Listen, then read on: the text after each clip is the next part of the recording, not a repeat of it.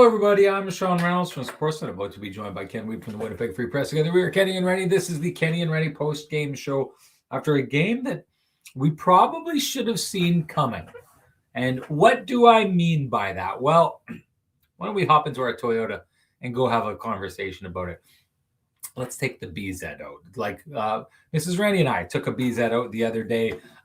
It's not the car they're advertising this month, but I can tell you this from getting that close, changing our mind and buying one of those, especially with fuel prices the way they are right now. You can still get a heck of a great rate, as low as 0.99% on that thing right now. So, geez, getting away from the gas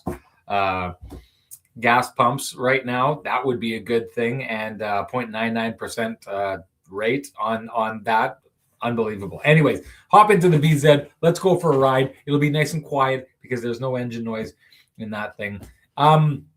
This is something I think to a degree we should have expected. Now, I talked a little bit about Fool's Gold. I talked a little bit about CNC Music Factory on the last show. Things that make you go, was it Fool's Gold? Was Winnipeg Jets not really what we thought they were during this last kind of stretch of hockey coming out of the break?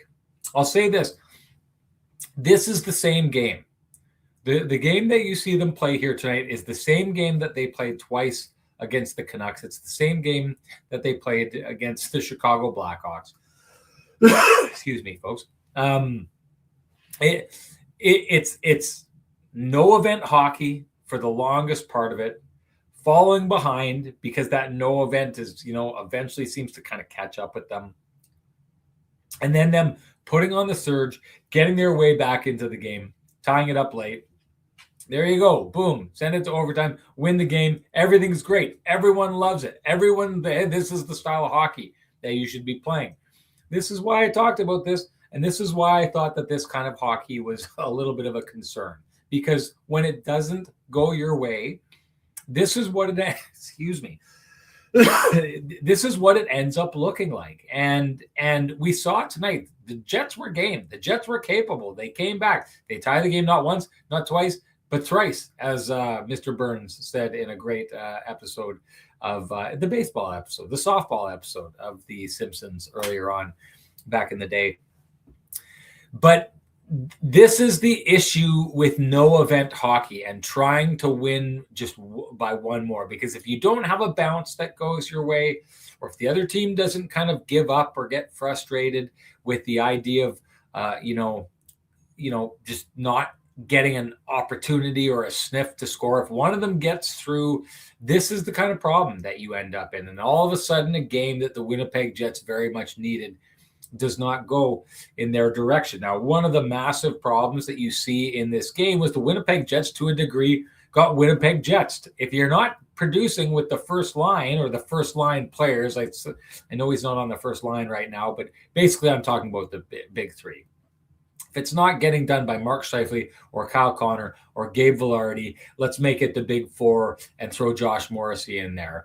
You may get something here or there, but you kind of need those guys to get you over the finish line. I was on Winnipeg Sports Talk earlier today, and we talked about that. And Huss had, asked about that top line and getting back going. And I said, well, they have to, because the Jets don't have a shot at winning if those guys don't. Because the way that they play right now is to play to 0-0, low event hockey, paint dry hockey, I was calling it. I mean, goodness me, the first two periods of that hockey game were an absolute grind for the people at CLC to have to watch. But those players popped up, but it still wasn't enough on this night. Now, not the best outing by Connor Hellebuyck, but one of the things that I talked about on this show and that we talked about, I believe we at Sportsnet were the first ones to bring it into the conversation, but the amount of screenshots that Connor Hellebuyck has had to face this year and the amount of tip shots that Connor Hellebuyck has had to face this year. Last year, they were one of the best teams in the league at allowing Connor Hellebuyck to see the puck. This year, they're not, and this is what it ends up looking like. This year, I think, is a great dichotomy because Connor Hellebuyck, when he went to the Olympics, behind a team that was committed to being structured and really great defensively and allowing him to see the puck, looked like what he looked like last year, right? Last year, he's a Hart Trophy winning goaltender, and he is the most important player in the most important game of the Olympics. And then you see this. And this is what he looks like when you take his eyes away. This is what he looks like when shots get tipped. And this is one of the things that I've thought about, all the times that people would talk about, some of the other great goaltenders, the Shesterkins, the Vasilevskis, all these other goaltenders, when things were going good for Connor Hellebuyck, and I'd see people tell me that those goalies dropped off and they were never that good in the first place and all this kind of stuff. And I'd say, well, like, goalies are a product of the environment that they're in. Every once in a while, you'll get a goaltender who just consistently steals things for a team. Connor Hellebuyck, I always say it, was that guy back when he won his first Vezina trophy. But Connor Hellebuyck was a guy who benefited from a great system the last couple of years. And what you're seeing right now and what you've seen this year is that when he escaped that system and went back to a structured system where he could see the puck, he looked like what he looked like at the Olympics. And then when he gets back here and he can't see the puck, he looks like what he looked like here tonight. I don't know what his final numbers were on the night. They were ugly, I'm sure. But to me, this is something that you should have expected regardless of what happens with Connor Hellebuyck tonight, because when the Winnipeg Jets play a no-event hockey game and then try to just say, okay, we're going to surge and tie it up now, and then we're going to win it later, that's how it goes. It only works if at some point the other team doesn't get the puck back into your net. And that's what you saw. Hey, are the Rangers a great team? No, but they're more capable than the Chicago Blackhawks, and they're more capable than the Vancouver Canucks, right? And so I get it. This is what the Winnipeg Jets have chosen to do to try to make the playoffs. I'm not a big fan of it. Hustler and I were talking earlier on the Winnipeg Sports Talk today about the idea that it's keeping the Winnipeg Jets from really seeing what they have, bringing up the kids, letting the kids play, do all this, because they're staying committed to trying to make the playoffs with this brand of hockey that is boring. I'm sorry. It's boring to watch a game that after the first period, the shots are 6-4 and with almost no time left in the second period, there's an average of, 5 shots per team every period. It's tough to watch. Has it been getting the Jets points? Yes, it has. But it's as likely in my mind to end up like it ended up here tonight. And now just quickly to talk about this, as good as the Jets have been, they've taken points in 5 of a possible 6, right? That's the kind of pace they need to keep to get over the playoff line. Except now they've lost to their next 2 games. So that 10-game block that I always talk about where they need a certain percentage of wins, they've already fallen below that in their next 10-game block. Here's the deal, folks. Ken and I were talking about it, crunch the numbers. Before these last 2 games, the Winnipeg Jets had 6 games that they could lose down the stretch. They've lost 2 of them now. They've lost a third of the games that they are allowed to lose, and they are at that point just going to fall below. They could win everything from then on out.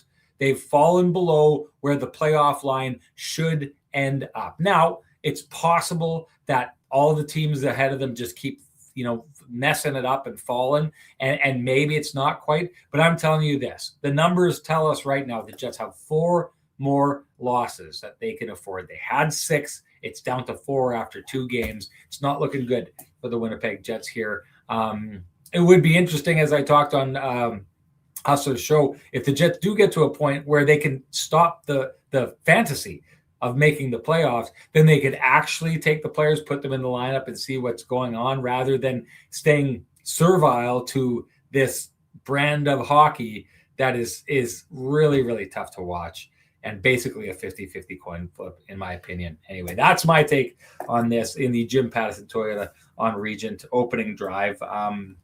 They're, like I said, I went in there the other day. What a great experience that was. Looking forward to heading down there the next time. But right now, it is March, where you can find your next Toyota at Jim Pattison, Toyota on Regent. Strong, capable, powerful. The 2026 Tundra is the perfect blend of rugged and sophisticated, ready to take you on any adventure. This month, finance the 2026 Tundra from 4.79% plus. Eligible loyalty customers receive a 1% rate reduction. But hurry, the offer ends March 31st. So visit Jim Pattison Toyota on Regent for a test drive today. All right, time to bring in the man with the best music in the business. Here comes Kenny, folks.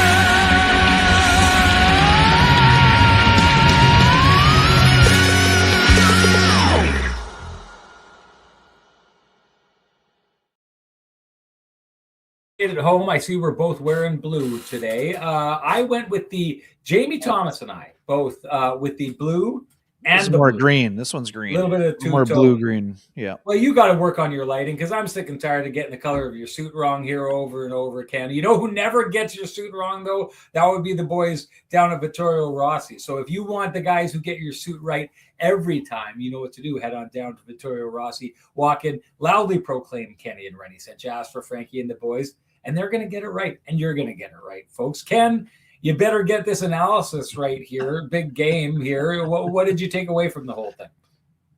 Yeah, I mean, sleepy first period for sure.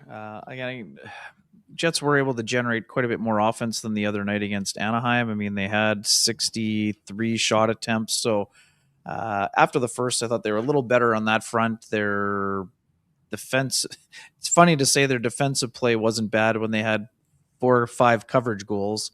But I mean, again, if you only give up 17 shots most nights, you should win the game, right? And again, that's not a knock on Hellebuck because there's a bunch of backdoor tap. There's a backdoor tap for the winner and a bunch of deflections. But uh, it's hard to find fault with the defensive play in terms of structure, I guess. But yeah, I just didn't think they defended hard enough, Sean. I think in this coverage situation. So, it's one thing to say, yeah, you didn't give up much. You only gave up 17 shots, and one of them is an empty netter. But um, again, they just didn't win enough battles for me, Sean, and that sort of was a overarching theme, I think. And I mean, again, this is one of the nights where I'm writing the game, and you're down there firing questions. I mean, again, your interpretation of Scott O'Neill's answers is what I'd be interested in. But for me, Mm-hmm. for me,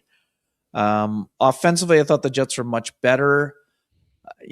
Scott thought that they played a lot quicker. I mean, I think in some areas they played quicker, but I didn't think they played particularly quick when it came to sort outs and defensive zone, like net front battles and some of those things. I mean, game winner is Dylan DeMello, blues an edge, blows a tire, choose whatever term you'd like, and it just sort of led to an odd rush chance and smart pass by Braden Schneider, who former Brandon Wheat Kings defenseman, was one of the best players on the ice today. Sean, 22-25, and had a couple of assists in the game. But yeah, I mean, overall, again, it was not.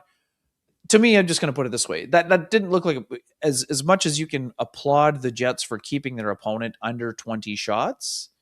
That team didn't look like a playoff team, with all due respect to the New York Rangers, who now are tied in points with the Jets. So you talked about fool's gold earlier in the week, Sean, on Tuesday. And again, this is an example where, I mean, the Jets didn't measure up against a team that essentially, with all due respect to them, are rolling out a lineup where we're not familiar with the bottom 6 forward group for the most part. Mm-hmm.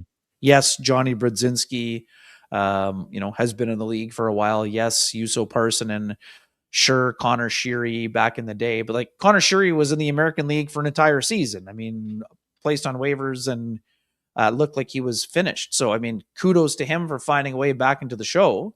Ty Karche, just claimed off waivers, comes up with a big goal, but we talked about increasing the level of difficulty. I mean, if you're matching the New York Rangers bottom 6 with the Colorado Avalanche bottom 6, Sean, on the weekend, it's going to look a lot different because that bottom 6 now includes Nick Waugh and Ross Colton and a number of players who look a little bit different than what. And I give the Rangers credit that I think I was listening to the CJB postgame show on the way home. I think they're like 5-1-2 or something like that in this last stretch. So, hey, I mean, give Mike Sullivan credit for getting his group to play hard at the end of the year when they're a next year country. But I mean, the Jets, it just wasn't good enough, Sean. That's how I'm going to say it. I mean, this got nothing to do with. I know somebody was making a joke there in the chat room about A game or B game. I mean, Jets just weren't good enough in this game, Sean. There's some things that got glossed over, and yes, they deserve some credit for battling back from 3 different 1-goal deficits. But when you get to that point, you can't give up another deficit. I mean, that's the whole point. You've talked about it, Sean. I mean, they gave up a goal in their first shot on net, ticky-tack penalty. Yes, bad call. But again, you can't let a bad call in the first 2 minutes derail an entire game. I mean, you can't be chasing. Well, and they didn't. They tied it 3 times after that. They kept battling back, right? But the point is, when you're playing a team that is considered a bottom feeder on the other side of the conference, you can't continually chase the game. So, anyways, I think Transco will probably says closer to a top five pick, and that's a good thing. I mean, to your point in the open, the Jim Pattison non-region opening drive. I mean, the conversation this week briefly went from Jets pulled within 5. Oh my goodness, magic carpet ride is starting to begin to, by the end of the homestand, we're probably going to be doing a lot more, we're going to be talking about prospects again, probably, depending on what happens in the next 3 games. But,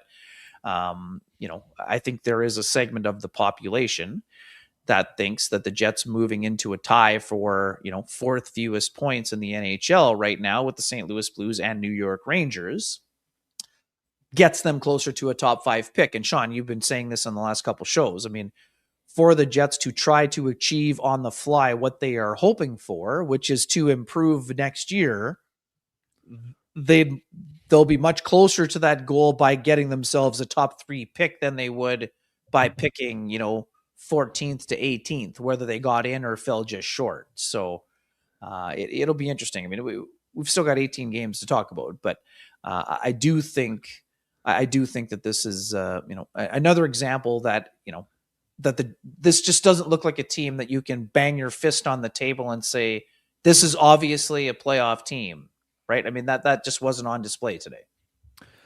Well, I think you nailed it. And I think that there's 3 conversations that we could have based on some all flame and comfort worthy hot takes here. You touched on one, Tico Napoli saying closer to a top 5 pick. And that's a good thing. We're going to have to talk about this because I think, honestly, I think this is a good thing. Like, I think there needs to be kind of a balloon popped here. And I get it. You can't give up if you're Winnipeg Jets players and you don't want the players to give up. But I think that you should be addressing this and putting guys in the lineup to try and make sure that you get yourself in this situation. To me, this is just disastrous if the Winnipeg Jets make a push down the stretch here and take themselves out of a 2, 3, 4, 5 pick and into a 7, 8, 9, 10, 11 pick. That to me would just be, you would look back on that. Hey, it would be a Pyrrhic victory, as pointed out by our main man T. Will last time. This is another great comment from O'Cranley, who says they're trying to win these games. They think they're a strong effort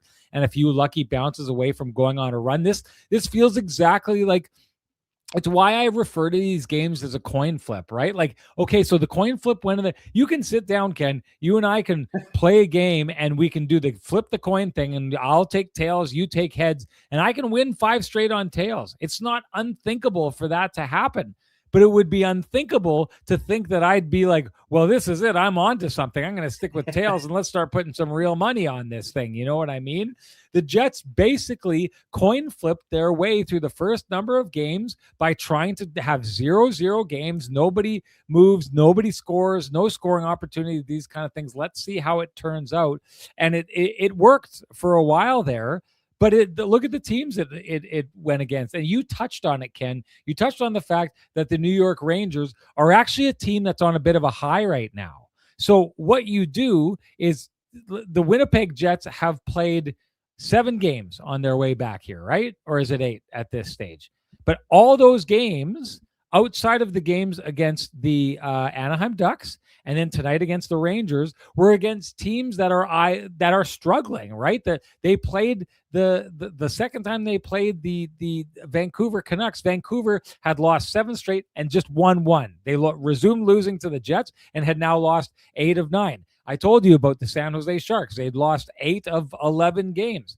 The Chicago Blackhawks not doing well. So what we've seen here is back to the whole point I was making at the beginning of the year of here's the Winnipeg Jets and their game doesn't change when you think they're getting better. When you're like, okay, here it comes for the Winnipeg Jets. They're finding things. Yeah, I'm not buying it. They're going along like this. Sometimes the degree of difficulty goes below the game that they have, and sometimes it goes above. And so when the Anaheim Ducks come rolling into town, or they play the Anaheim Ducks, the degree of difficulty goes up, and they lose both those games, take one of 4 possible points there. And a team that is just as bad as they are in the standings, and probably a worse team this year, I would say, just based on some of the stuff that has fallen apart there, they're on a little bit of a hot streak, and that's enough for them to get past the Winnipeg Jets. It's enough for them to have enough belief that when the Jets tie it up, they just keep going. They don't crumble like the other teams did. The Vancouver Canucks, Jets tie it up, and they crumble. Chicago tie it up, crumble. This team didn't crumble tonight, and the Jets couldn't get past that. So I think that this is a good point. And then here's one that I think is really good by Samster 1226. Arniel keeps icing the same lineup game after game. All this talk about these performances being embarrassing, yet he holds no accountability to anyone. I want to launch off of this comment into our next conversation, but all 3 of those for me are examples, great examples of the Flame and Comfort hot takes, brought to you by Flame and Comfort, Manitoba's premier supplier of fireplaces, wood stoves, inserts, and everything hearth related. Now, after 50 years heating up your world, Flame and Comfort has moved to 1465 St. James Street. You'll find it will be one of the most impressive showrooms in Western Canada. You don't need your hot takes to keep that warm feeling inside, folks. You can visit Flame and Comfort. They will take care of it with you. This points out something to me, Ken. I'm going to bring this comment back up. Arniel keeps icing the same lineup game after game. All this talk about these performances being embarrassing, yet he holds no accountability to anyone. The thing that I find interesting about this comment, I was on with Huss earlier today, and he was a little bit surprised I was listening. there wasn't a change in the lineup, right? And that's where this gets strange. If you're a coach and you rip the team like he did after the team's last game, how do you come out with the exact same lineup? Like this is a great point here in that it's like, okay, you're not happy with the lineup, you're not happy with how they performed. Isn't it incumbent on you to be like, enough's enough, things got to change here? Except what we saw here tonight is same lineup, trotting out the very same lines over and over again. If the messaging after the game is a verbal dressing down, shouldn't there be actions behind that, Ken? Yeah, I mean, for me, this is simple. So Scott Arniel's mind, he said that his team, 6 of those 7 games, he liked their effort. He liked the way they looked. So he wanted to give those players a chance to bounce back. Now, again, 6-3 loss is not really a bounce back effort. The one change that was made was that they flip-flopped Iafallo and Velarde. So he didn't like where the top line's game was at. So they put a worker bee back on that line and put Velarde back on the second line. So again, so for context, I mean, if you want me to say, I put it this way. I mean, I think Walker Duehr, Sean, my feelings on how he played when he was up with the Jets. I know it was a small sample size, but I liked Walker Duehr's game. And yes, having covered the American League for a decade, I understand the roster rules. I get it. You're only allowed 5 call-ups total, 4 at one time.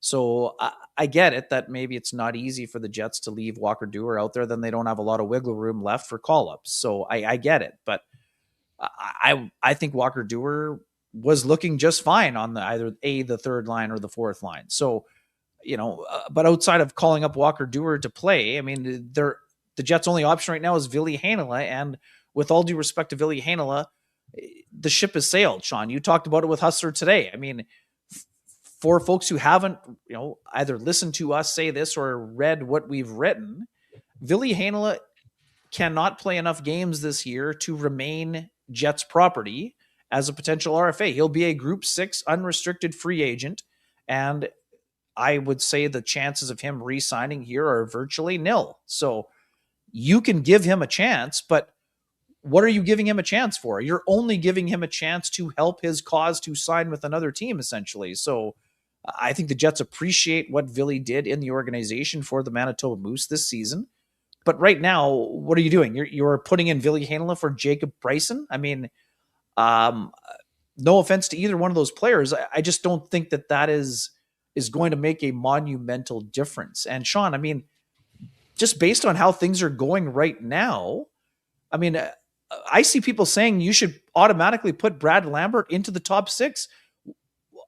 I have not seen anything from Brad in the first 3 games that are screaming, if you put him in the top 6, he's going to be a point producer. Have you?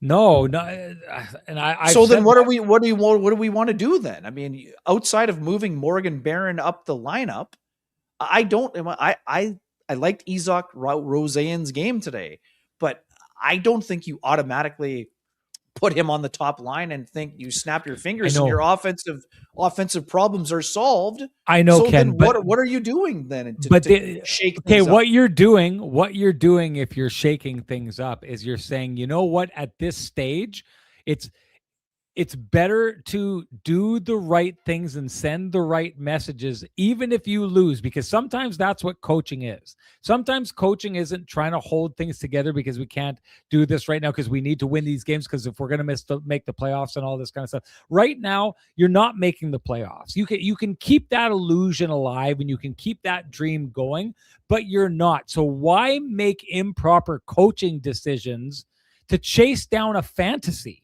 Is one thing that people would say. And then the other part about it is, at least if you moved Roseanne up there, or at least if you moved Brad Lambert up there, you would do the things that almost every other team in this position is doing, including the Rangers tonight. You would take and you would give those guys a chance and say, okay, this is what Roseanne looks like when he's up beside Mark Scheifele. This is what Brad Lambert looks like when he's on a line with Gabe Vilardi. Like, there's things that could be accomplished down the stretch here, and they're falling by the wayside in the pursuit of a pie in the sky dream at this stage. And I get it. And it makes me wonder at this stage, you don't want your players to give up. And I'm telling you this right now, like, regardless, I can sit here and I can say it's not happening, and it's not, folks. It's not going to happen. But I can tell you this right now. I remember when I used to play slow pitch and we'd go into tournaments, there'd always be this ever running debate on the team. Some guys on the team would take a look at the draw, and you'd know the teams that were involved in these tournaments.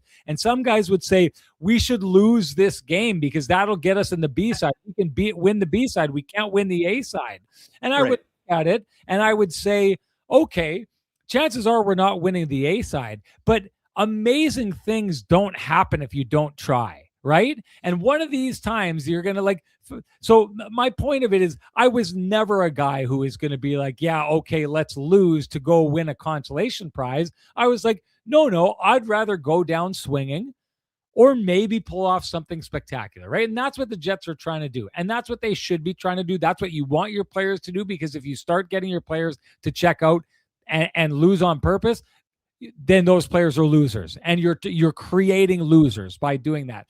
But the organization doesn't have to follow that plan. Most other organizations aren't following that plan. And there's nothing wrong with an organization saying, let's just tweak stuff around here and say, let's give this a try. Maybe Roseanne goes out and has a great night and puts in 2 goals and helps them to a win. And it's not how you drew it up, but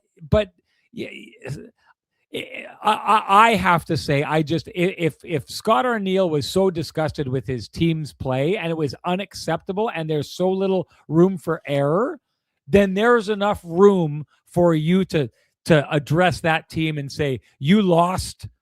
Hey, it's not about us losing a game. It's the way we lost it. It's how you performed. It was unacceptable. There's consequences to that. Let's roll out those consequences. This is what it looks like. Does it make us more likely to win this game? No, it doesn't. But it's important to send the message first.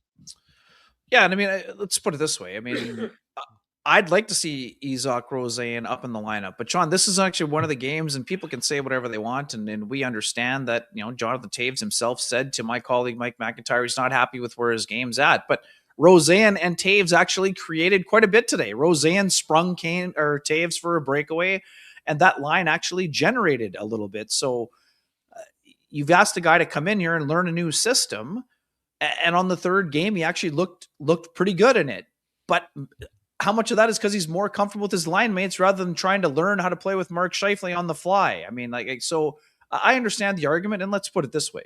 If this homestand finishes up poorly and they get closer to double digits in points behind, then I think you're going to see some more experimentation. You might even see Mark Scheifele and Kyle Connor on separate lines to see how Roseanne fits there or whatever. And maybe we'll see Cole Perfetti with Mark Scheifele, like I've mentioned before. What message is sent in the meantime if you don't hold your players accountable? If your message to your team is, okay, we're out of it. Now who's playing good enough that is saying they deserve more, Sean, on the guys on the bottom six, except for Barron? I mean, Barron, okay. Yes. Put Roseanne with Barron then. This was a great comment right here by O'Cranley, who says, and it's because I was here for the timeline of this. So O'Cranley says, Cowan is on the top line with the Leafs. Perreault is on the top line with the New York Rangers. Okay. I was at the game where the New York Rangers broke. Okay. It was a game in New York. I was there doing the hosting. It was a game against the Ottawa Senators. Ottawa beat them something like it was an 8-1 game. It ended up being like 8-3 or something like that. After that, I noticed that's when the news came out that Panarin was available, that they were going to look to trade a whole bunch of different guys. And I remember I talked with the coach before the game about young guys like Perreault and where they fit in the lineup. I know the exact same thing, Ken, where they're doing the same thing that the Jets have, where they didn't have guys who could step up. And guys like Phil Hedl had been given opportunities, and he didn't capitalize on those opportunities and got bounced down the lineup. They're in the same situation as the Jets. But after that game, it was made a decision within that organization. And I'm not saying that the Rangers are the be-all and end-all, but what I am saying is another organization way back when, that was before I left to go to Italy, way back when decided, okay, this isn't working anymore. And after that, I noticed Perreault went up to the top line. Win, lose, or draw, whatever happened, we're going to give this guy an opportunity to carry some water, to play with some other players, to see what we have in this player. I don't think that anyone on the Winnipeg Jets, and I don't think the vast majority of the teams that are below the playoff line that are exacting this same strategy have players who have said, elbowed their way to the front of the bus and said, put me in, coach. But the other teams out there are saying, we know where we are. We recognize where we are. We recognize what is going to happen. So let's use this as an opportunity to try and advance the organization and advance individual players. And while all the teams around them are doing that, the Winnipeg Jets are still trying to create a scenario where every game is 0-0 going into the last minute and hope Kyle Connor or Mark Scheifele puts them just over the line and does it again and again and again and again so that they maybe sneak over the playoff line, lose out on a low draft pick, and get absolutely murdered. Because if there wasn't a showing tonight that the Jets as a group or as a defensive group could hang anywhere near the top dogs in the Western Conference, I don't know what says that. Well, I mean, they are doing that with Elias Solomons. And so, yes, I agree that at some point here, very shortly, the forwards may get more opportunity. But I mean, are they doing that with Elias Solomons, or is he had 26 right where he belongs? That's what I'm saying. 20 minutes. They're giving him the chance to show what he can do. He is, but that's the difference between him and the forwards, though. I mean, he's being given an opportunity to advance both himself and the group. Yes, so everything that I just said before this is other teams aren't waiting for a guy to like step in and be like, I've elbowed my way to the front of the bus. All the other teams are just saying, we're not making it this year. So let's grab this guy and see what he looks like as the first lineup. The Rangers are 18 points out, and the Jets were 6 points out. So I think that it's hard to – I agree, they're even in the standings, but I don't know that that's apples to apples. Are you telling me that the Predators aren't doing the exact same thing and they're ahead of the Jets in the standings right now? I mean, they just traded two fourth liners. Sold. They fourth liners they sold. Right. They're not calling guys up from Milwaukee and giving them first line minutes. That's not what I'm seeing. They're opening up space for other guys to play there. Right, on the fourth line, which is where Lambert is. I mean, I don't know that it's that much different, Sean. Anyway, sorry, I don't want to get into it. Chicago's doing it. Chicago's doing it. They're all over that. They're moving guys out. They're moving significant guys. They're putting guys in positions where there's more ice time. All these things. Like it's not a crazy idea to think other teams in the league have said we're not making it this year. So I didn't say it was conduct crazy. Ourselves in a certain way. I think that The difference right now is the Winnipeg Jets are trying to scratch and claw their way out of this thing. But I'm saying I think it would be better for Scott Arniel if you're going to torch your roster and then turn around and show them, but I'm not going to do anything because I still want to win. And so my hands are tied and I have to put the same roster out there. I have to put the same lineup out there. I have to put the same first line, second line, third line out there. Then you look like it's your team who has you by the balls, not the other way around. Yeah, I mean, I know where you're coming from, Sean, and I'm not, like I said, I'm not dismissive of the theory, but I mean, outside of in the top 6, who are you moving down outside of Iafallo? I mean, Gabe Vilardi scored his 25th goal today. Cole Perfetti, it's been a tough year, but he's been pretty good. So unless you're moving down Lowry and Iafallo. We're just arguing the same point over and over here. Like it's not about, you keep saying it's about guys up there because they give you the best chance at winning. I'm saying what gives you the best chance at developing. Okay. But I mean, Lowry played 14 minutes and Roseanne played 11:15. I mean, Morgan Barron played 12:42. I think those guys can take on more. I'm with you. I mean, okay. Roseanne, where do they want him to play eventually? Well, top 6, yes. Where do they want Lambert to play eventually? Well, I mean, in a perfect world, top 6, but I don't know that he's shown you enough to say that he is automatically a top 6 player. He's not going to beat out Gabe Vilardi. Makes a great point here. What exactly do they want Lambert to do on the fourth line to show he needs to be moved up? Now, this would be a different coach, but it was always said by Paul Maurice beforehand that you want to bring a guy up from the minors and you want to put him into the spot. The point of developing a player is to develop that player to step into the NHL and continue on in the role that you are developing him for. So if you're bringing up Lambert and you're putting him on the fourth line, and believe me, I'm the first guy to say Brad Lambert has been his own worst enemy. Just go out there and take it. Show you're doing it. He hasn't done any of the thing that those other guys do. But I am also thinking if you're taking him and you're putting him on the fourth line, what more are you going to expect from a player like that? That is round hole, square peg territory. I disagree. I think Morgan Barron is a good player to play Brad Lambert with because A, his skill set, and B, his speed. He can keep up with them. I mean, if you want to argue you want to try play a more skilled player on the left side other than Cole Koepke, fine. But Barron and Koepke actually have good chemistry, and Brad is going on a line where he can actually be the trigger man and probably create more with two guys that are pretty tenacious forecheckers. So, I mean, and here's the other thing, Sean, and you just said it. I mean, Isaac Roseanne has 63 goals in his last 2 years. Brad Lambert has 13. So, hey, I get it. If you want to move Roseanne into the top 6 and move Iafallo down, by all means, Iafallo is going to play as hard as he can, whether he's on the first line or the fourth line. But again, Roseanne is playing, again, Taves is not having a great year offensively. So, I mean, again, who's the next best center right now? If you want to say it's Barron, put Barron, Roseanne, and Lambert together if you want to then. Then you got two skilled players playing with the guy who's... We're getting in a whole other territory, and you had heard, and a lot of our audience will have heard me on Winnipeg Sports Talk. I heard you too, buddy. I heard you.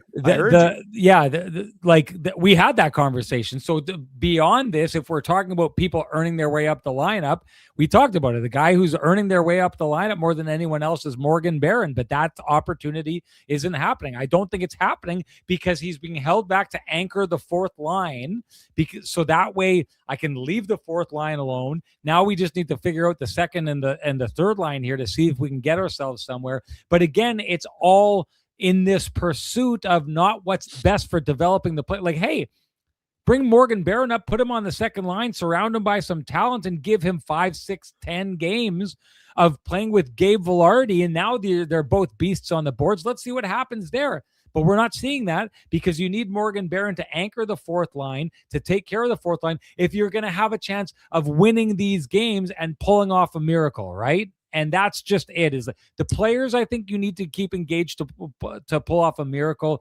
The coach's job at this stage, like most other coaches who are around this team, surrounded with this team, was now tied for 5th last in the league. Their job is to try and see what you can do going forward, or maybe develop guys, salvage something from this, because the chance of the Jets salvaging a playoff spot is low. It's like 3% or something like that. So why not do the higher percentage and salvage this and be like, you know what we did in the last 20 games of the year? We put Morgan Barron up on the second line. We found out that him and Gabe Velarde work really well together, and now it gives us a new look for next year. Are they going to do it? I have a feeling by the end of the year they will do it, but they're going to wait until everything falls apart and miss out, in my opinion, on an opportunity to do some stuff going forward here. Ken, just quickly, T-Will, I mean, so Taves 13-17, Lowry 13-57, Barron 12-42. So we're getting caught in the weeds here by saying who's the second line and who's the fourth. I mean, they're almost playing the exact same minutes. Right. Is my point. Shouldn't Morgan Barron get like a big fat slice of pie, and the guy who's probably not going to play here next year have a thinner slice of that pie? Agreed. I've been saying this for weeks already, so I'm not arguing that. I just think that to the point about Lambert, so only one of Lambert or Roseanne can play with Scheifele, right? And then otherwise, we don't. Who's playing on the second? Let's put Barron on the second line. One of them can go with them too. But Barron's already playing with Lambert, is my point. So we did get in the weeds in this one. Someone here deserves a pristine roofing wake up call, and I don't know who it is at this stage. Someone does though. We're going to let you suss it out at home. But a pristine roofing wake up call is definitely in order for someone here. The organization, maybe it's one of the two hosts on this show, maybe it's some of the players. I don't know, but what I do know is you just need to get a hold of North End Rick. He's the guy you want down at your place for all your roofing, siding, and exterior needs. You get a hold of him at 204-981-6289. You can also call Pristine Roofing directly at 204-237-7663. Give your home the Pristine Roofing and Siding wake-up call. You will be glad that you did. And Ken, why don't you give Sweet Lou a shout-out? Yes, sir. For folks who have realty needs you'd like to have met, contact Lou Ferlin at RelaPage Dynamic Realty, 204-791-9971, or at the office, 204-989-5000. His email is lou@louferlin.ca. That's LOU at LOUFURLAN.ca. Lou Ferlin, excellent realtor, excellent human being, and excellent supporter of the community, including this podcast. Tracy Okranik here needs the pristine roofing wake-up call as well, because listen, she says, I'll go with the host of this show needing the pristine roofing wake-up call. This is a cop-out. It's got to be one or the other of us. It can't be both. One of us needs the pristine roofing wake-up call. Tracy, now Sean's really asking for it. Don't let him intimidate I don't mind. I don't mind taking bullets. I don't mind taking bullets. I no more sitting on the fence in this situation here. Not accusing you of doing it. I'm just saying people at home. Okay, we got to get back to because part of this that we started out with was, I think this was a bit like a 25-minute conversation here, Ken. We didn't even get to the comments made by, you said you wanted my thoughts on it. I want your take first on what you heard. Because you were there. Okay. So, well, it was the question that I asked, and it was based on the fact that the Winnipeg Jets have now allowed third period starts in which they have allowed a goal in the first 2 minutes of the third period in 5 of their last 6 games. And at the beginning, it was getting glossed over, right? Because they came back and they beat the Chicago Blackhawks, and they came back and they tied the Anaheim Ducks, and they came back and they beat the Vancouver Canucks. So it was all just part of a real great story of resilience, and this team stuck to it and all of this kind of stuff. But the fact of the matter is this keeps happening over and over and over again. And when asked about this night, he'd said specifically they weren't ready. They came out in the third period and they weren't ready. And so I asked him, well, it's happened in 5 of the last 6 games. Is that the explanation for all 5 of these games? And his response was, it's been said. And there was a resignation to it. There was a shoulder shrugging to it. There was even a, maybe next time I just don't go out and say anything and go onto the bench and essentially hope that they wake up without me telling them to wake up. But Ken, it's one of the most concerning things that I've heard a Winnipeg Jets coach say in my tenure covering this team, because that to me sounds so immensely like a coach saying they're not listening. they're tuning me out. So someone had asked here earlier on, and I don't have it. I guess I didn't start it, but so many people are always really, really quick to say, oh, the team's tuned the coach out, right? It happens all the time. Happens so often. It can happen for a team that is a President's Trophy winner and they could lose 3 straight games. And I'm fairly certain, Ken, last year, we saw points in the season last year that people said that Scott Arniel had lost the room.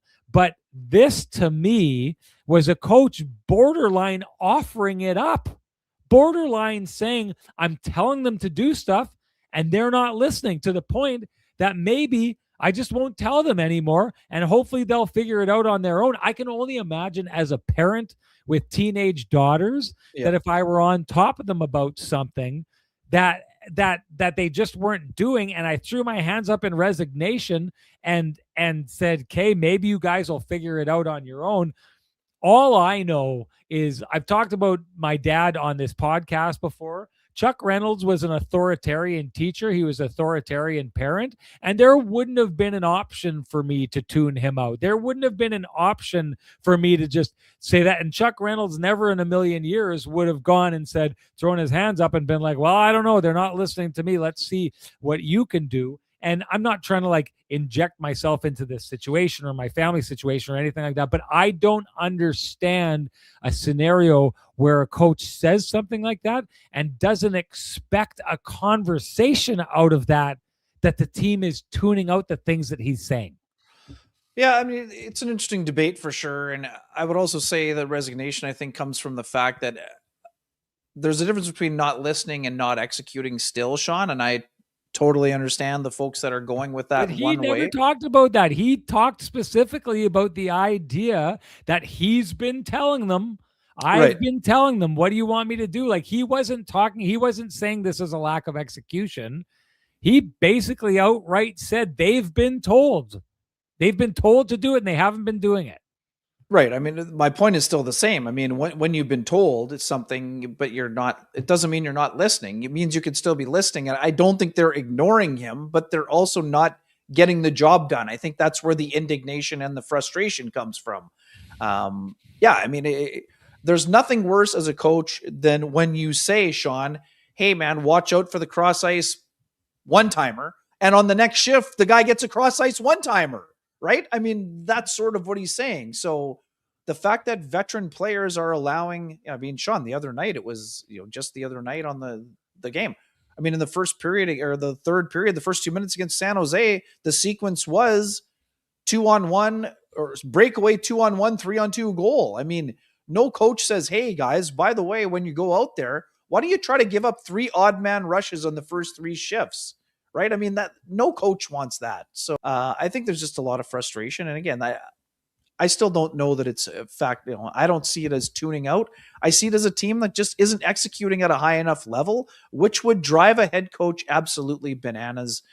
Because again, you're trying to find answers to the questions that have been plaguing you all year, which is why the Jets going from, we're playing our best hockey of the year, to having a no-show against Anaheim and then giving up 6 to a team that is, near the bottom of the Eastern Conference, you would be left scratching your head after that because you think you've turned the corner at all these points, right? So anyways, I'm not dismissing the theory. I'm just not here to say bang on the table and say, I 100% believe that the players have not tuning. If the players have tuned out their coach, you don't come back from the 3-1 goal deficits to begin with, right? You're not rallying to win those games late because you don't put in the effort required to get the game to overtime. But that also doesn't take them off the hook for allowing the early goals, because that's a sign of a bad team, Sean. It's bad habits and players not executing for me. So now, coach has to wear some of that. I'm not taking the coach off the hook. But if the coach is telling you what to do and the players aren't listening, then the only option that you have are trying different players. And right now the Jets only have one different player. Yeah, or trying different players or trying to jostle the lineup around, Sure. which he did not do. I'm going to say this. I don't think a coach has lost a room when the team has clearly bought into a very specific strategy. So those who want to like challenge me on this, challenge the idea that I said a number of shows ago, this is what the Winnipeg Jets are, who they are now, and this is what they're going to look like. So every time you see a game where the Winnipeg Jets started out and at the end of the first period, shots are like 5-3, I told you that was going to happen. And the reason I told you that was going to happen is because I noticed a pattern in how the Winnipeg Jets are playing, how they're trying to win, their strategy to try to win, and their strategy to try and get points. And I told you that at the beginning of the year, the Winnipeg Jets tried to be the team they were last year. They tried to check down ice, and at some point they realized they couldn't do it. And we had the conversation about coaches can't entirely tear up the system and have a new system, but they can tweak it. And the tweaks that the Jets have made are that they don't attack you down ice anymore, but they try to bottle up the neutral zone. And that's why these games look like this. That's why they look paint dry. That's why they look like it's a rugby scrum for half the game where one player on the other team touches the puck barely with an extended stick, and then the Jets player does, and no one has possession, and it's just getting pushed around, right? The fact that the Winnipeg Jets are predictable. The fact that I can say this is going to happen, and then tonight, after 2 periods, what I said was going to happen has happened is because they're predictable. And the reason they're predictable is because they're doing the same thing over and over again. And if they're doing the same thing over and over again, it's because they've been told to do the same thing over and over again. And if they've been told to do the same thing over and over again, and they're doing the same thing over and over again, that means they're listening to what they've been told. And that doesn't sound like a team that's tuned its coach out. So I want to make it clear, I don't think the Winnipeg Jets have tuned their coach out because this hasn't gone entirely in a different direction. Hey, do you remember the tail end of Bones' first season where he said this team just keeps going back to its bad habits? That was a team that kind of tuned out its coach, that started playing on a different program entirely. The Winnipeg Jets are playing Scott Arniel hockey, the plan that he's come up with here. They're executing poorly. I agree with you 100%. Ken, I just don't understand why Scott Arniel basically introduced the topic of the team tuning him out in his comments. And I asked you about it. I asked other reporters around the room. I wanted to make sure, am I interpreting this wrong? Did that sound like a coach who is talking about a room tuning him out? And the answer back to me on every person I spoke with was yes. So maybe this is a drastic mistake at the microphone by Scott Arniel, and this isn't what he meant at all. But boy, oh boy, it was hard in that moment and listening back to it to interpret it any other way, Ken. Yeah, I mean, I just think that there's a lot of frustration for some. And again, just a quick thing on the coach, and someone mentioned it in the chat rooms. I think it was T. Will. I mean, Scott hasn't changed his style much from last year when the Jets won the President's Trophy, right? So all these people saying, oh, well, Scott's not a good coach. Well, were you saying that last year when the Jets had their best season they've ever had? I mean, he didn't forget how to coach overnight. It just like sometimes the plan doesn't go as planned. So, I mean, I think it was odd, but again, known Scott Arniel for a long time. I think he got a little bit defensive in the answer because, I think he didn't feel defensive to me at all, Ken. He felt I know what it's like when a coach gets defensive. When I asked him a question, everyone will remember the Pete DeBoer thing. Sure, he didn't strike me as being defensive. He struck me as being resigned. Like he struck me as like we sat down at the bar and we're having a beer together, and he was like letting his woes out to me. Is what that felt like. I meant the answer was defensive because I don't think it was your intention. But I think if a coach gets asked, like, why the hell is your team continually giving up goals?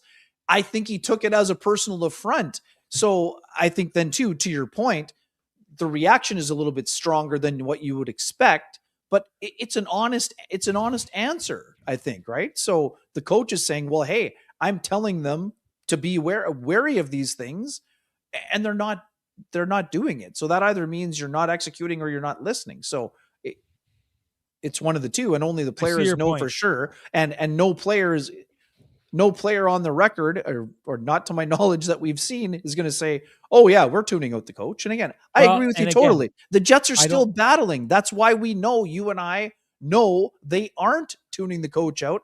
Otherwise, they would have just rolled over out of the break and they wouldn't have applied anything they did in those 10 days of practice. Yeah. Right? No, they've bought into what the Jets are doing, and there's a very specific system that they're playing, which means they're listening to their coach. I'm just going to very quickly summarize what you had said there, because now that you're saying it, it may click a little bit there. I didn't feel that way, but the idea that he said that they weren't ready, and then my response being, well, it's happened 5 of the last 6 games. Is That's that the explanation of what's happened? And what do we know?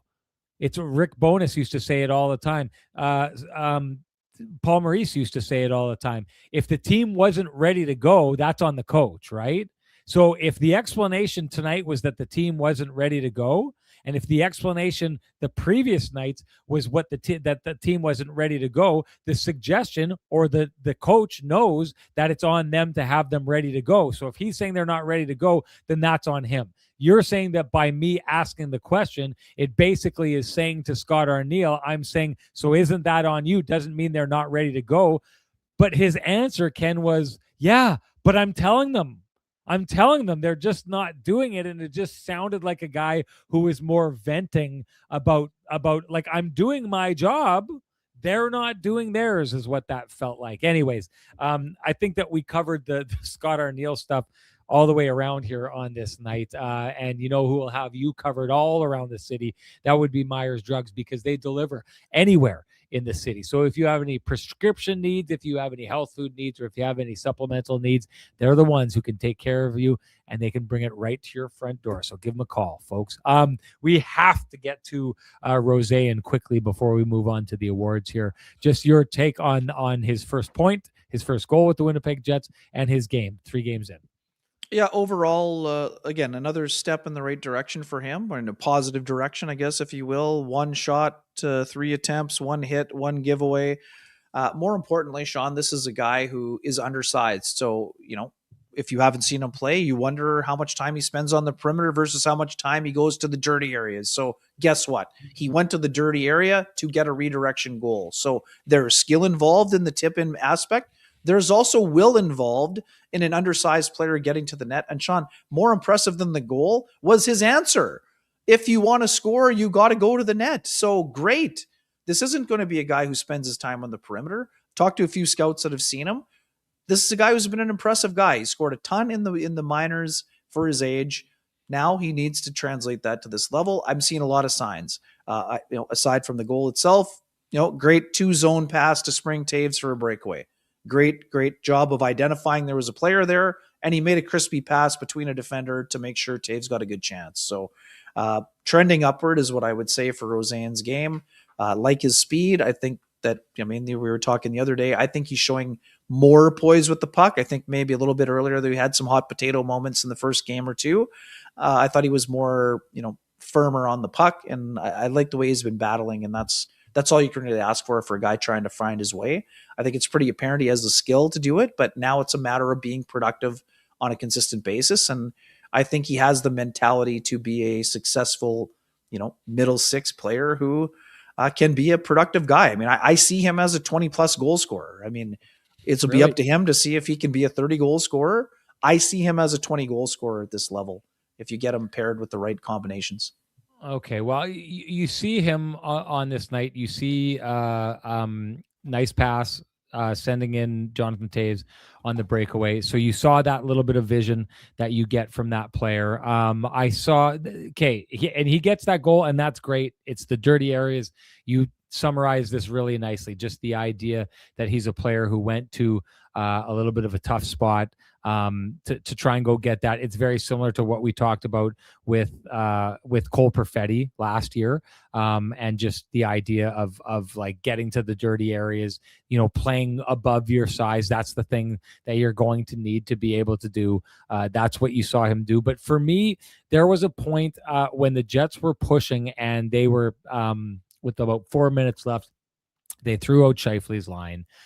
They threw out then they threw out that line, and he came out, and there was like a real push that I saw from him in that moment. And that's what impressed me more than anything. Yeah, he got the goal and it was a tip and it's nice and all those kind of things. Those tips can happen here or there. If he tips that and he doesn't get a stick on it or it goes wide of the net, we're not thinking anything of it. But what I saw from him was a push towards the end of the game that I found impressive. Like he's a gamer, right? In that moment when things are getting tricky, he's battling his way, right? He's trying to be the guy who pulls something off down the stretch. And the one thing that I've seen for the most part is that with the Jets this year, if it's not that top line doing it, there's not a lot of other people who are doing it. You know what I mean? So the fact that he came out and was pushing at that time of the game was the thing that impressed me the most about it. And his speed as he was doing it, it seemed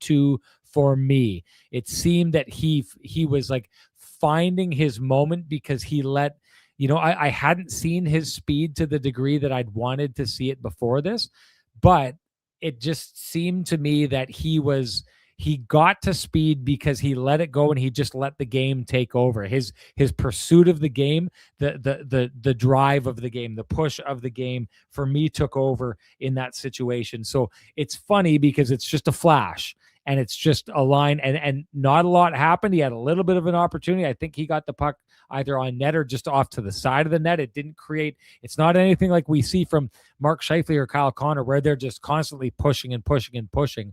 But what I did see is I saw a speed element of his and I saw a drive element of his in that moment that I thought gave me more hope for him than I've seen so far in his play in the past 3 games, which is not a lot of time, but it's flashes in the right direction that I'm seeing from that player, and he gets that first goal. Okay, time for us to get to the awards. Before we do, just want to say he got that goal. He scored. Good on him. Good for him for scoring, and it can be good on you as well because you can score a great rate with Cambrian Credit Union. Getting a mortgage doesn't have to throw you off your game while you focus on home sweet home. Our friends at Team Cambrian Credit Union take care of the mortgage part with their low rates. Whether you're looking for a new home, renewing, or making the switch, Cambrian is your mortgage MVP. They can help make the next season of your mortgage path easier and help save you money. Now, that is what we call a win. Head to cambrian.mb.rates for more. And Ken, you don't have to be shy. You can throw up that Q&R code anytime you want there. Folks, if you want to go to the Kenny and Renny page, it's right there. Go take a look at it, scan it, take a look at it. We're proud of it, and I'm really proud of this Q&R code because, like I said, I drew that by hand. So don't make me waste that. That took me like 3 days to do that. Oh, so, come on. Credit where credit is due. Just check out the QR code, okay? That's all you got to do, folks. Okay, Johnson Group got you covered. Play of the game. What do you got? Oh boy, there were not a number of great candidates in this one, but Hayden Fleury had a couple blocks while shorthanded. That's really all that I have. I don't have a ton of about as good as it gets. Gotten covered. Elias Solomonson had the Jets' second power play unit covered, but he didn't get out there very long. So I'm going to go Fleury on this one. Fleury has the Johnson Group got you covered play of the game. And hey, do you run a small business in Canada? Look to Canada's #1 employee benefits plan, Chambers Plan, to give you a competitive edge. Chambers Plan is the simple, stable, smart choice for over 30,000 businesses countrywide. Visit chamberplan.ca to learn more. Okay, now that brings us to the hashtag the keg save of the game. What do you got? Shesterkin on Scheifele. I know one was the breakaway was off the bar, but he had another chance that also hit iron, but it also hit his shoulder first. So for me, that's what I'm going with. I thought that obviously Shesterkin won the Sean Reynolds award, obviously. So yeah, I think that's what we're going to go with. Yeah. Okay. I mean, again, nice goal by Kyle Connor, but overall, Shesterkin did his job. Yeah, nice toe drag by Connor. We shouldn't go an hour without mentioning the toe drag on Adam Fox. Where would that? It's interesting. Okay, you remember in the Cup final last year, and it's that setup by Connor McDavid where he kind of toe drags and goes through everybody and passes it off to Leon Draisaitl, and he puts it in the back of the net, and Leon Draisaitl just points to him afterwards. It's one of the nicest plays we've ever seen from Connor McDavid, but there's like a handful of them. I ended up on a flight with Connor McDavid's dad the next day heading back down to Florida, and we just chatted the whole time down there. But I'd said to him, like, you know, as a dad, when you see that play, because like I just remember there's certain plays we don't cheer, Ken, but when stuff like that happens, I was talking to Sean Cavanaugh, who works with the Jets as that happened, and what happens in that moment is the same thing that happens to you at home. You just stop and you just go, oh, whoa, like that, because you're not cheering. It's just someone's done something amazing that elicits that reaction out of you. When McDavid did that play, it was literally like a whole row of journalists threw their seats back. And it was like you couldn't contain yourself. And so I'd asked him, A, what his reaction was, and B, if in moments like that, does he have like a kind of running ranking in his head of all the amazing things I've seen Connor do, where that one looks like it's about number 4 on the list or something like that. And surprisingly enough, he had that's exactly how he described it. It was like, yeah, there's certain things that stand out in my head. And like that one against who's the defenseman off of the Leafs, that he walks around, the one with the Jets Morgan where he Riley, walks through Logan, Morgan Riley, the change of speed one on Morgan Riley, even though it's one guy, is insane. Twice that year he skates through the entire team, one of them being the Jets, to get through. There's one of the goals that he scores, which was we see McDavid do this deke all the time now. It's just he's basically so fast. But I remember the first year he pulled it off one time, and it was the first time you'd seen that deke, which we see all the time now. And I just remember being like, my mouth was left open by it. It was just like I couldn't believe it. I couldn't. And now you see that him do that all the time. But anyways, it was a long way of me getting to, I don't know why I went specifically to Connor McDavid, but it was my thing of getting to Kyle and being like, where would you rank that quickly off the top of your head in the nicest plays you've ever seen by Kyle Connor? Kyle's had some unreal breakaway, like 5 dekes, backhand shelves, like one on none. But in terms of one-on-one efforts, it's the prettiest one-on-one goal I recall him scoring. I mean, he had the backhander to the roof earlier this year, which was pretty sweet as well. For sure. But I mean, the ability to go through the legs. I mean, again, there is an element, again, I'm not taking anything away. This is one of the greatest angles, but there's a little bit of luck because he kind of goes sideways and hits the side of his own skate before it goes between Fox's feet. So again, I'm not saying he obviously did that part of it on purpose, but he did get a bit of a break the way that the puck kind of shimmied through his feet. But that's an unreal hands play in tight. Again, and people can debate all they want. I mean, Adam Fox is a Norris Trophy winning defenseman, so he's not known for his defensive efforts all the time. I get it. But I mean, that's one of the prettiest goals I think we've seen this year, to be honest, Sean. And also too, everyone thinks that once you get past the defenseman, then you've got it all cased, but he still had to sort of fake Shesterkin and then go around him and then still roof the shot. So that whole body of work with hands, great pass by Scheifele across, but like unbelievable hands in tight by Connor. And again, we know this would have meant something to Kyle Connor. Kyle said all the right things, but he wanted to have a good game in front of Mike Sullivan. You can't not feel that way if you're a member, like if you're Kyle Connor, right? Yes, of course.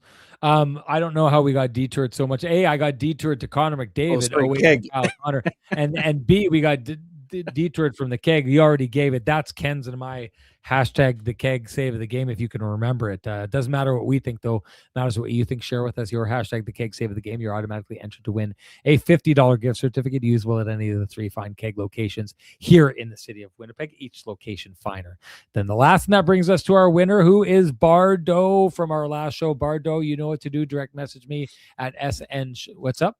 Just quickly, I mean, Phyllis Lowen, longtime listener. Phyllis mentioned, I've never won a keg save of the game gift certificate. Phyllis, use the hashtag, win a gift certificate.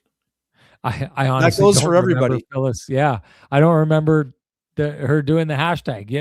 Get active with the hashtag. You'll win eventually. I think most people have, but you got to get in hashtag the keg. And that's for all the newcomers. Anyways, That's Thanks, Bardo. save of the game. Bardo, you know what to do. Direct message me at SN Sean Reynolds. Send me your full name. Send me an email. I'll have the fine folks at the Keg send you a $50 gift certificate usable at any of the 3 Fine Keg locations here in the city of Winnipeg. Each location finer than the last. And Renny Jr. Sr., her first shift at the Keg coming up tomorrow night. Beautiful. Excited for her to start pulling her weight around this place. That's going to be great.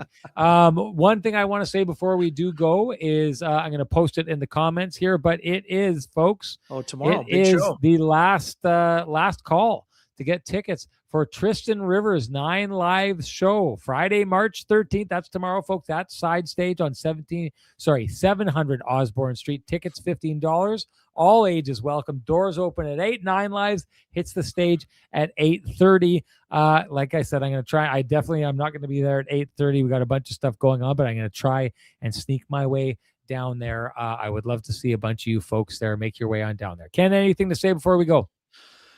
No, sir. I think we've got it went around the horn pretty well. And yeah, another game on Saturday. Busy weekend on the horizon here. Busy weekend. And honestly, like the funny part is with only 4 losses left in a season with 18 games left, seeing as how they've lost 2 straight games, got to halt that momentum that's happening. Like it's a borderline must win all of a sudden that you've got against a really tough team coming in here.